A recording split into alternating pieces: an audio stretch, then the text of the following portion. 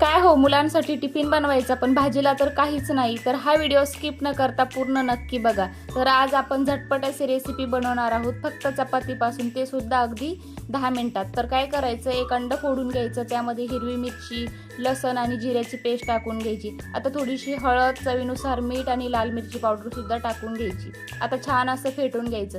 आता चॅनलवरती कोणी नवीन असेल तर पटकन सबस्क्राईब करून घ्या आणि एक लाईक सुद्धा करा। तर बघा, अशा पद्धतीने बॅटर आपल्याला हवं आहे। आता कणिक घ्यायची, त्यानंतर छान अशी आपली महाराष्ट्रीयन स्टाईल चपाती लाटून घ्यायची। तर बघा, चपाती सुद्धा इथे लाटून घेतली बरं का।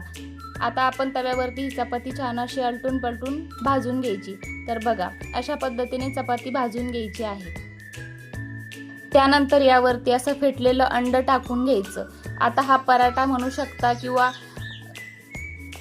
किंवा तुम्ही याला पिझ्झा सुद्धा म्हणू शकता। तर बघा, अंडा चीज पिझ्झा आपला तयार झालेला आहे।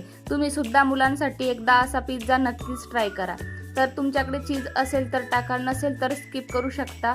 तर बघा, अशा पद्धतीने आपला अंडा चीज पिझ्झा तयार झालेला आहे।